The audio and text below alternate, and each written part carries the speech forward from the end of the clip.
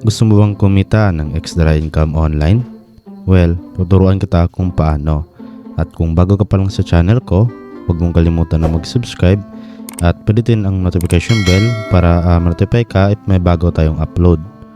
At dahil andito ka na sa channel ko, kung gusto mong manalo ng 20 pesos GCash, pwede kang sumali sa ating pag-giveaway. So sundan mo lang yung mechanics para ma-chance ka na manalo ng ating 20 pesos GCash.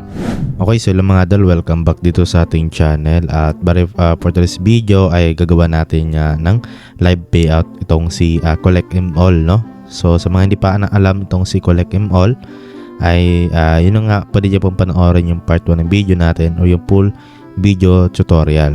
So bala dito mga idol, para makapagsimula kayong kumita ay kailangan nyo lang gumamit ng Google account ninyo para makapag-login kayo dito or makapag-register.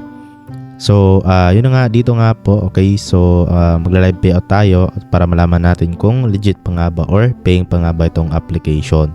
So, makita nyo dito meron tayong 519 gems at bali yan po yung gagamitin natin para makapag-withdraw dito. So, yan po yung iipunin nyo dito mga idol.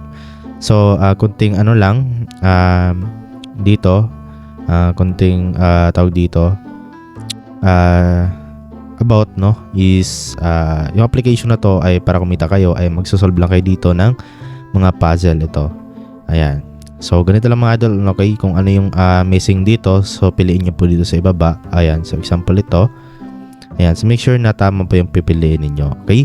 So ganoon lang kasimple, and then kapag na-complete niyo po yung 5 dito, ayan, so meron kayong makukuha chest na naglalaman nga po ng gems. So yun po. So yun na nga, okay, hindi natin patagalin pa itong video na to kasi yun nga dito sa video na to ay gagawa lang naman natin to ng live payout. At yun na nga, okay, ulitin ko, panoorin niyo lamang po yung part 1 ng video natin para malaman ninyo kung paano nga ba dito kumita, okay?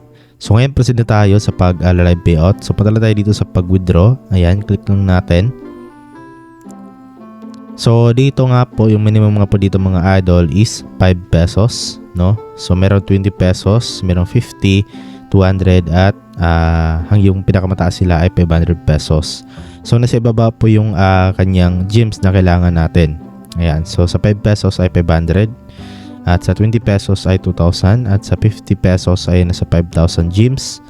Sa 200 pesos ay nasa 20,000 gems at sa 500 pesos ay 50,000 gems yung kailangan natin dito. So yun nga, okay, meron tayo ditong 500 gems at pwede natin yung i-withdraw sa 5 pesos. At dito, okay, itatry natin, okay, kung legit pa nga ba, okay, magla-live payout tayo. So actually, meron ako dito mga idol na cash history, okay, nakapag-withdraw na ako nito noon. So actually, hindi to, hindi to isang beses lang, siguro nakapang 3 beses na ako noon. So dito nawala lang yung ating cash history, no? So nabura siya, so hindi ko lang alam kung bakit. Okay, so ngayon yun na nga, proceed na tayo sa pag-withdraw natin. So ayan, select lang natin ito yung amount na 5 pesos.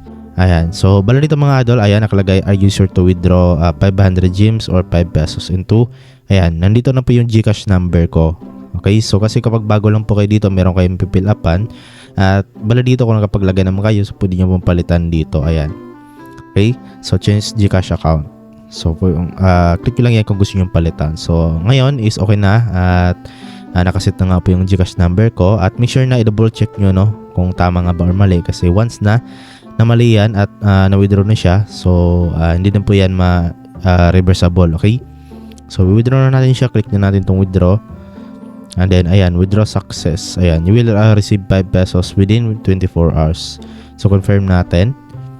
Ayan, so bala dito, ayan, pending pa po siya mga idol. Okay, so balintay lang po natin na papasok siya dun sa GCash natin. At bali ngayon papakita ko sa inyo yung laman ng GCash ko para syempre malaman nyo rin na talagang na-receive nga po natin kapag marireceive po natin.